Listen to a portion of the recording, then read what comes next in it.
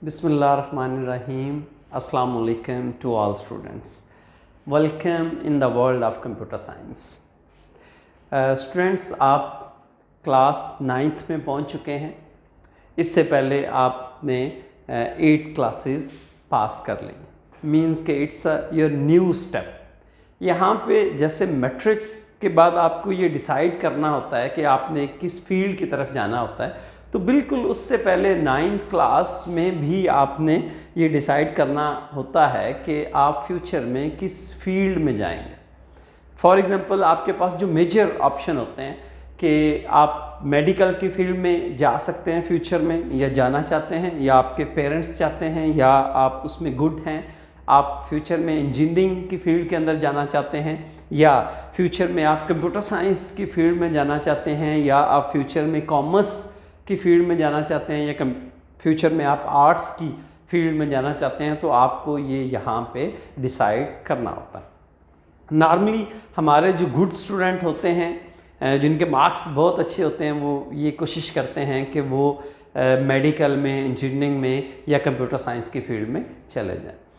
लेकिन कुछ ऐसे स्टूडेंट्स होते हैं जिनका माइंड जो मैथमेटिकल या मेडिकल या कंप्यूटर साइंस के साथ इतना मैच नहीं होता, या उनकी इंटरेस्ट नहीं होती इन फील्ड्स के अंदर। उनकी इंटरेस्ट आर्ट्स में, इंग्लिश में हो सकती है, पाक स्टडी में, इस्लामिक स्टडी में हो सकती है, या उनकी इंटरेस्ट कैलकुलेशन में, कॉमर्स की फील्ड में, अकाउंट्स के डिपार्टमेंट्स में या अकाउंट्स की वर्किंग में उनका माइंड बड़ा अच्छा परफॉर्म करता है या काम करता है, तो वो स्टूडेंट्स इन फील्ड्स की तरफ जाना चाहते हैं।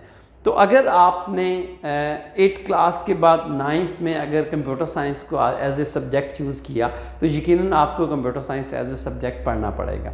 और जो कंप्यूटर साइंस का सिलेबस है, ये इससे पहले थोड़ा चेंज था, लेकिन लास्ट ईयर गवर्नमेंट ने इसको चेंज किया है। आपकी अगर आपके पास बुक है तो इसमें टोटल 5 यूनिट्स हैं।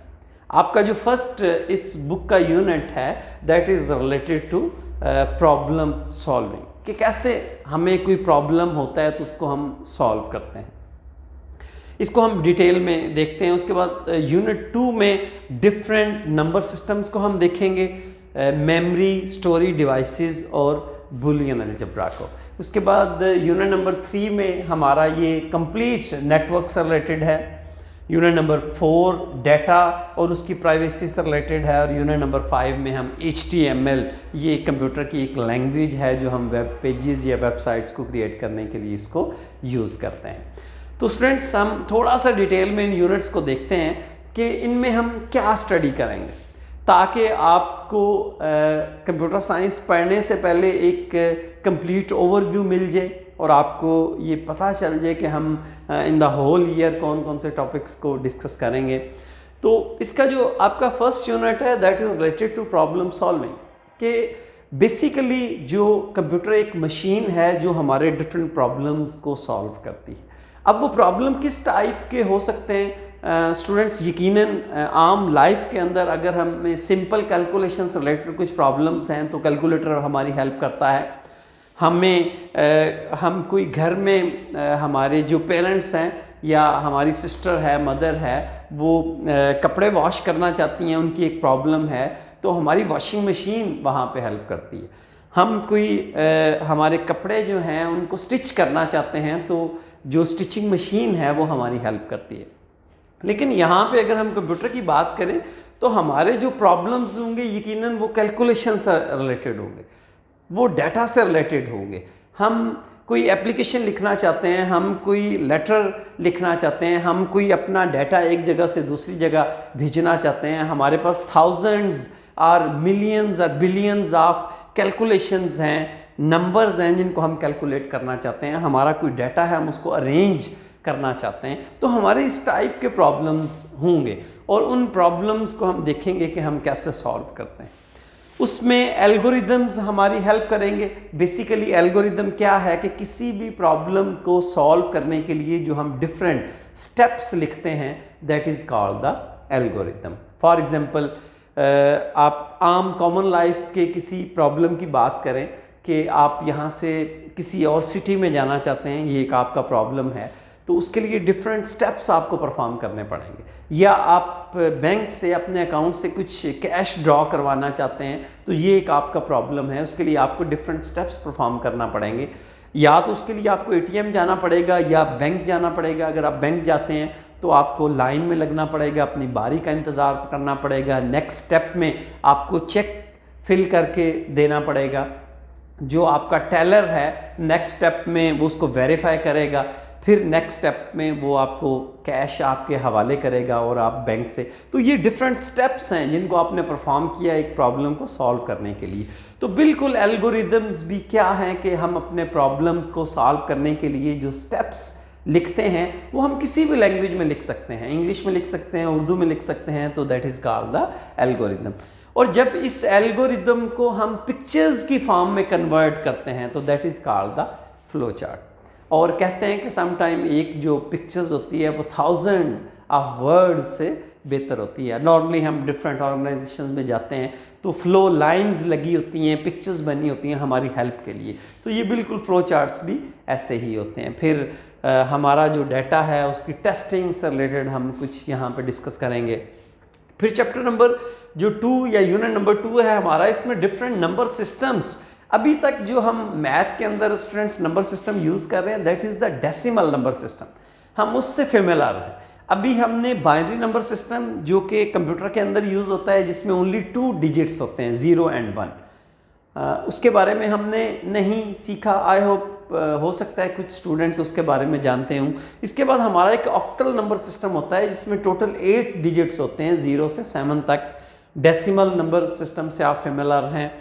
और हेक्साडेसिमल नंबर सिस्टम है एक हमारा जिसमें 16 टोटल हमारे डिजिट्स होते हैं 0 से 9 तक। फिर 10 के लिए हम A यूज़ करते हैं, फिर 11 के लिए B, C, D, इसी तरह F तक हम यूज़ करते हैं। तो टोटल 16 हमारे डिजिट्स होते हैं हेक्साडेसिमल में।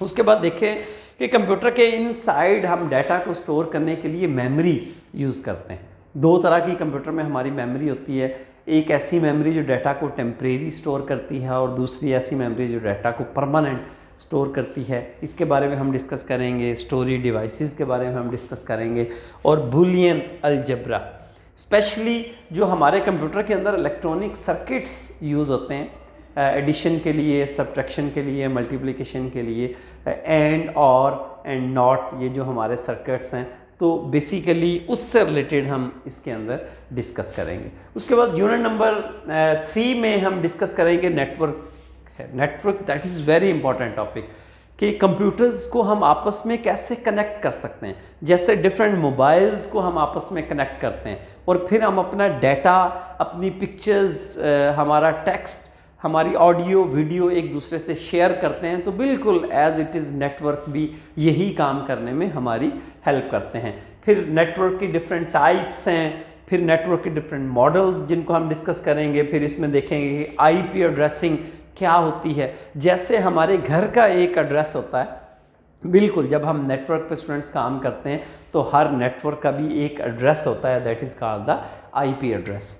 और राउटिंग क्या होती है कि हमारा डाटा एक जगह से दूसरी जगह जाने के लिए जो पाथ चूज़ करता है that is called the routing.